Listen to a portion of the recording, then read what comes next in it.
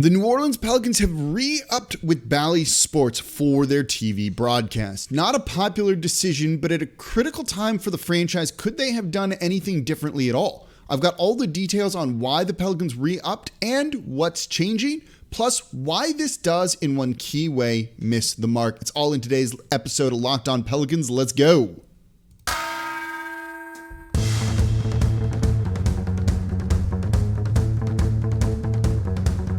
You are Locked On Pelicans, your daily New Orleans Pelicans podcast, part of the Locked On Podcast Network, your team every day. Welcome to another edition of Locked On Pelicans, the daily podcast covering your favorite team, the New Orleans Pelicans at NBA, part of the Locked On Podcast Network, your team every day, available wherever you get your podcasts and available on YouTube. I'm your host, Pelicans Insider, credential member of the media, Jake Madison, at NOLA Jake on Twitter. Here with y'all on this Tuesday. We're going to take a break from the draft and free agency because I want to talk about the Pelicans TV deal. They dropped this on draft day, didn't really have time to talk about it then, but I spent a lot of time the past couple of days talking with people within the team to really kind of get the scoop and understand what went into this decision to try and explain it all to you, because this is a big deal. This is something that's been a problem from going on about 2 years now. So how did they end up with Bally Sports again? The same people. So the show's going to be broken down like this. Segment 1 is going to kind of be the Pelicans thinking on this. Segment 2 is what's different and what needs to be different. And segment 3 is why this misses the mark in a very big way. But I don't actually view all of this as the massive negative that some people are. I kind of actually leave that up to you to decide. And of course, thank you for making Locked On Pelicans your first listen today and every day. We're free and available Monday through Friday for y'all, wherever you get your podcast, and available on YouTube. You're all tuning in. The numbers are through the roof. Thank you all so much for making Locked On Pelicans and myself part of your day, whether you're a new listener or you just started or you've been with me since 6+ years doing this, 1,500 shows, whatever it might be. I appreciate you tuning into the show, being a big fan of the Pelicans, wanting to learn more about the team and being part of this community. So let's dive into this one, right? This is an unpopular decision, and the Pelicans knew this. They knew how poorly this would go over. They'd been reaching out to me about 2-3 weeks ago to be like, can we talk about it? Can we kind of get people to understand it? Because the initial reaction was just going to be anger and kind of hatred. And they weren't wrong. That's kind of the expected thing. When they told me that over the phone, I'm trying to play it cool as this reporter guy here. And it's like, man, really, this is what we're going to do? They knew this. They expected you would feel that way. And here's the key part of that. They're comfortable and okay with you feeling that way and feeling disappointed. They understand that this has been a big problem and a big pain point the past couple of seasons. And if any way I could sum it up, based on my conversations, what I think they're thinking is I think they're going, we know you're upset. We trust that we're going to be able to put a good enough product out there that with time you'll come around and this won't seem like the end of the world. They know it's going to take time. This is like when you hurt a friend, right? And they're just not ready to forgive you just yet. And you go, the right play is take all the time you need. I'm here if you need me. I'm here to talk about whatever it is you want to talk about. I know in time we can kind of get past this. That's essentially what the Pelicans are doing here. So how did they end up back again with Bally's, and what was some of their thinking on this? So I can tell you, they did basically explore every other option that they could. And that included hiring a consulting company to really dive into it. Now, I don't know if any of those other options were all of that great, hence why they ended up back here. And I think when they started to really explore what, using another RSN, and I'm going to use RSN, which stands for Regional Sports Network, a lot of this, and I'm going to use Bally and Sinclair's interchangeably. They're the same thing, same company, right? So the Pelicans felt the majority of the issues were with accessibility of the broadcast, not the actual broadcast themselves. They know you love Joel and Antonio Daniels. I love Joel Myers and Antonio Daniels, right?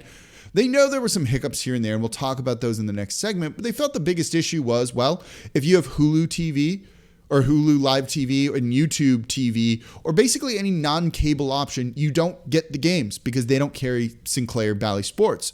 So it's an accessibility thing versus, the actual broadcast for the most part. And I agree with that 85-90% of the way. So that's part of the reason I think why they ended up back with Bally Sports, right? There is a solution to that. The Bally Sports Plus service. We don't quite know what the pricing will be. It's likely going to be $19.99 a month. And it basically means it's an a la carte option. You sign up for that, you get all the Pelicans games on Bally Sports Plus. Simple as that. So if it's a question about accessibility, here's your option to be able to watch it. If you're a cord cutter like myself, I am, you have an option. Is it a great option?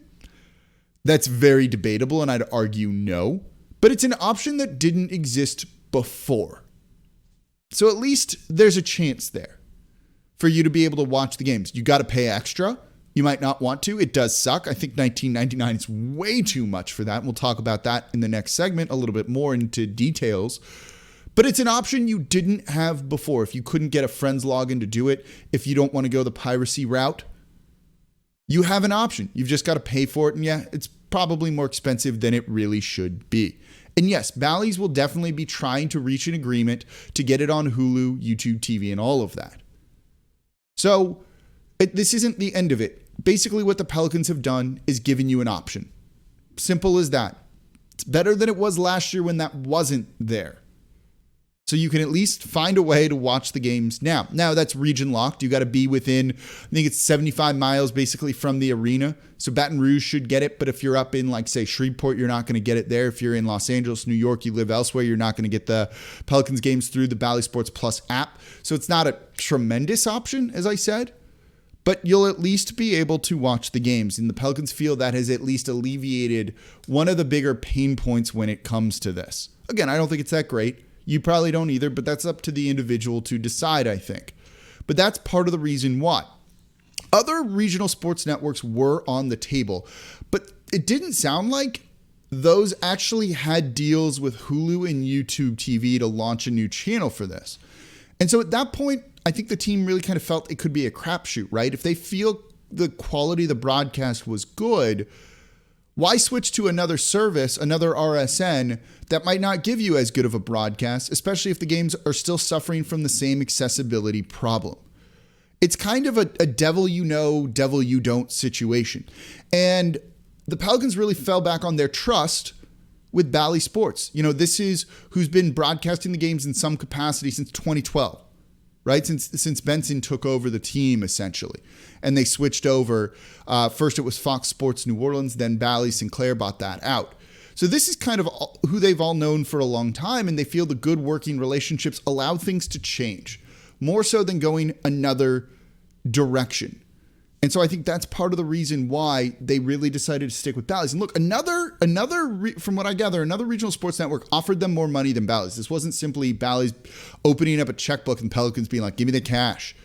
Someone else offered them more money, but it didn't seem like that was the right fit. And maybe there were bigger questions about what that would look like. And could this be a worse situation? So in theory, based on what I've gathered, take that for what you will.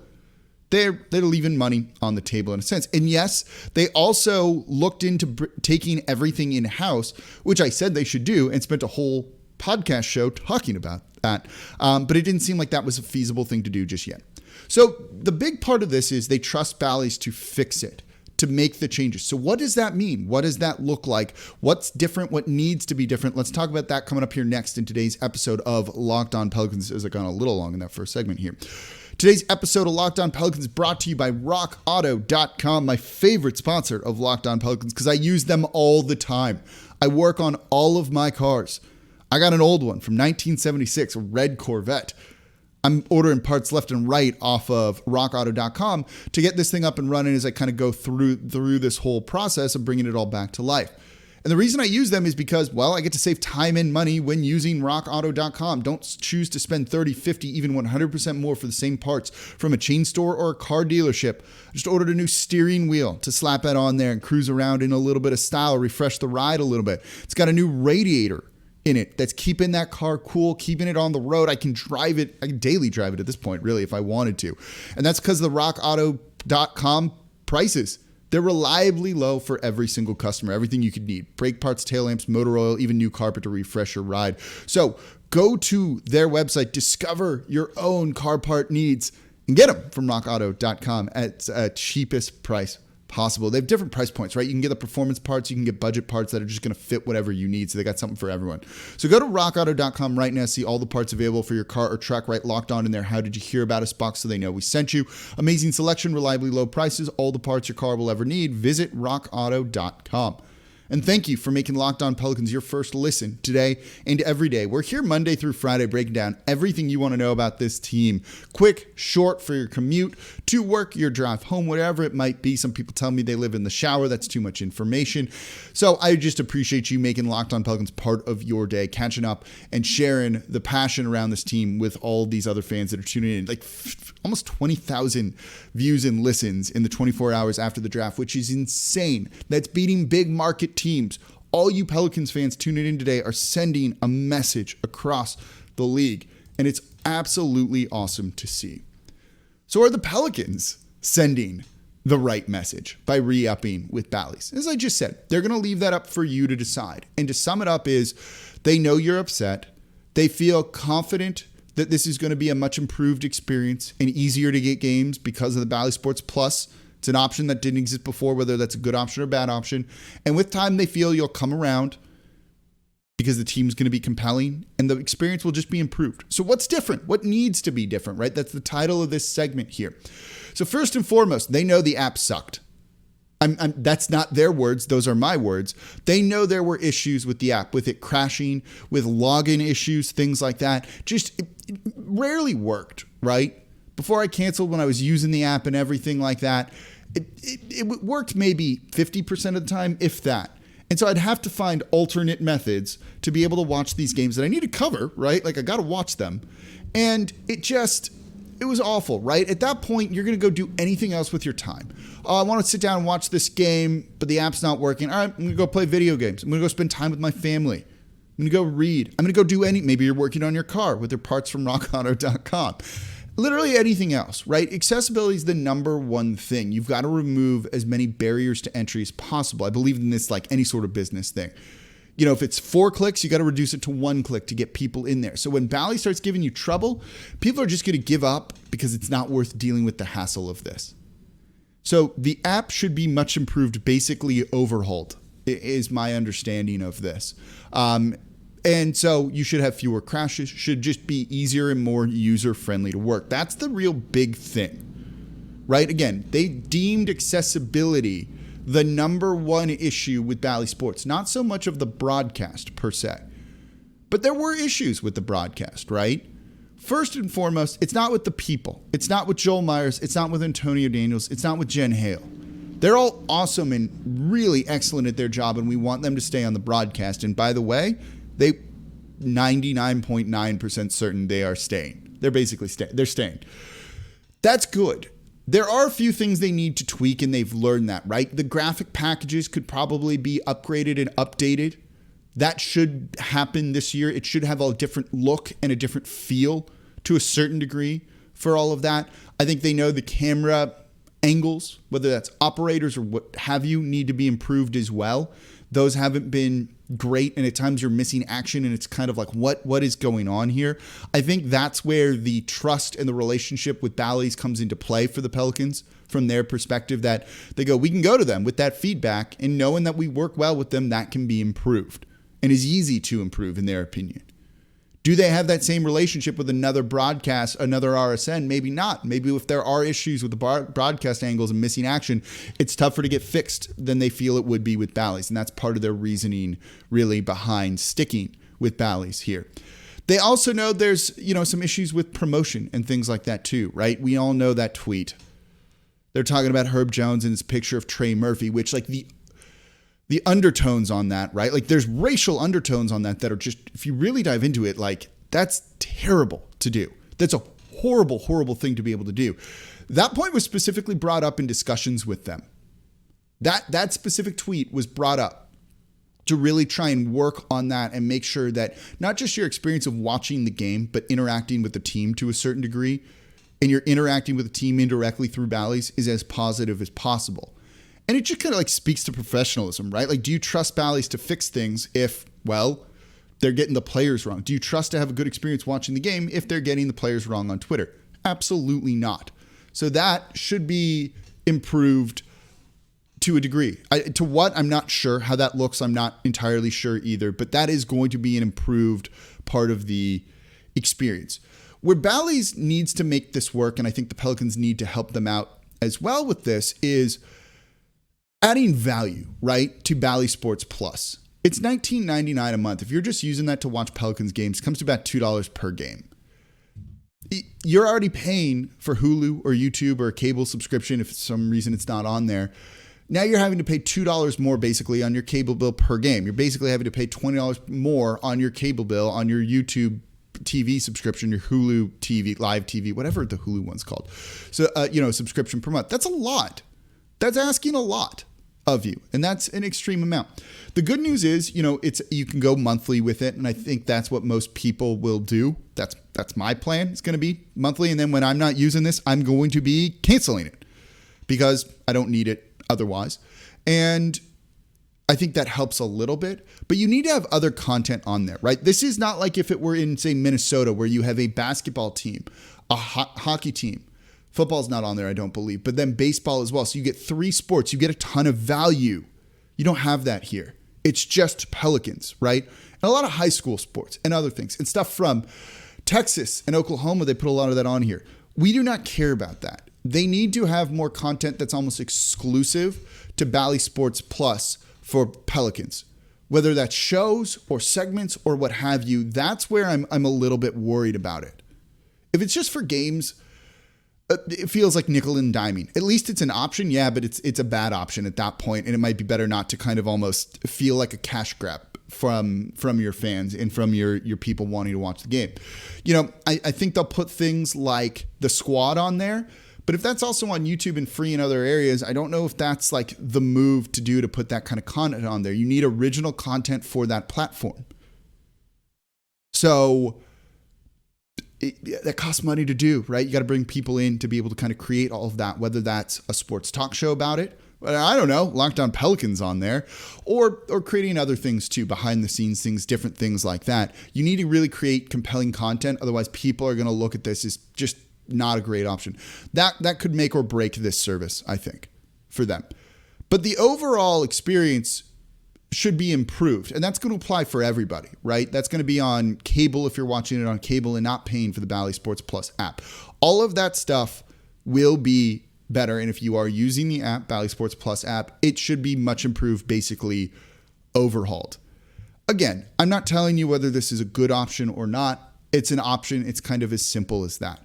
But here's where the team is missing the mark. And they're missing it in kind of a big part, which affects us individually, yes, but also no. Let's talk about that coming up here next in today's episode of Locked On Pelicans. Before we do that, though, today's episode of Locked On Pelicans is brought to you by BetOnline.net. BetOnline.net is your number one source for all your betting needs and sports info, and you can find all the latest sports developments, league reviews, and news, including the now wrapped up Stanley Cup Finals. You got Major League Baseball. They've got boxing, MMA, Formula One. I'm a big race guy. Any sport there, you can get it through the info you need through BetOnline.net. And BetOnline.net, it's the fastest and easiest way to check in all of your favorite sports and events, including MMA, boxing, golf. You got Silverstone up for Formula One. Bet some money on there if you want. So head to the website today or use your mobile device to learn more about the trends and the action over at betonline.net. BetOnline, where the game starts. And thank you for making Locked On Pelicans your first listen today and every day. We're here Monday through Friday for y'all, breaking down everything you want to know about the team. We crushed it during the draft. We're going to be crushing it the next couple of days in free agency. Zion extension is looming. So we're going to be here now and also talking about the TV deal. And I know this matters to you all. And don't forget, make sure Locked On Saints, your second listen. This is going to be a fun season for the black and gold. Ross Jackson is one of the best up-and-coming star, basically, in my opinion. Breaking down everything black and gold. Subscribe to Locked On Saints wherever you get your podcasts and on YouTube as well. He's also got one of the more popular Locked On football shows, which is absolutely awesome to see. New Orleans representing here, really. So today we are talking about the New Orleans Pelicans re-upping with Bally Sports. Again, not a popular decision. They knew this. They feel confident that they're going to basically put in the work to create a better experience for you, that it's going to kind of eventually, with time, erase kind of the negative, and you will enjoy watching games through this regional sports network. We just went over what's going to be different, and I'm sure they're putting heaps of pressure on Bally's to get this right. But this also does miss the mark in a sense, right? This does miss the mark in a sense. They gave you an option. They gave you an option that's likely going to be $19.99 a month, and there might be some subsidizing in there too, right? Maybe there's a way to kind of reduce the cost for a little bit. It's got a 7-day free trial with it when it launches, so you can really kind of get in there and play with it as well and see if this is something you like. Mark Cuban famously did some subsidizing of the Dallas issues there, right? And he's made of money essentially, and was basically giving people a rebated discount on DirecTV Stream, which carried the games, so that people would just watch it, right? Because he understands that getting people to watch the game is really important. When people complain that the Kyrie Irving news that was floating around yesterday, overshadows the actual game of basketball, well, you got to make sure that people can see the game. Otherwise they won't appreciate it and they'll just enjoy the drama, which admittedly is a lot of fun. So this is where the Pelicans re-upping with Bally's and either not taking this in-house or going with another decision really misses the mark. While it's accessible, yes, it's accessible for people who are existing fans of the team, right? Anyone who's going to pay $19.99 for Bally Sports Plus, and again, I don't know if it's that, to watch the games is already a fan of the team. It's not a casual fan that you're hoping becomes, a casual person in New Orleans that becomes a fan of the team, or a casual fan that becomes what I tend to call super consumers, right? People who watch every game, that follow me and others on Twitter, that listen to multiple podcasts and spend their money at games. Maybe they have season tickets or on a ton of merchandise, right? You would love to convert casual people to those kind of people. This doesn't do that because they're not going to spend $19.99 a month to watch games for a team that they only partially care about. Again, that's a lot of money per month, I think. That's expensive for what this is. This is only really an option for people who are kind of diehard fans of the team or already existing fans of the team. This helps you not lose them, which I think is good. But what this does not do, it does not grow the fan base. Now, this in a sense doesn't affect you individually, right? Doesn't impact you individually. You care about the team. That's all that matters, right? But let's not lie.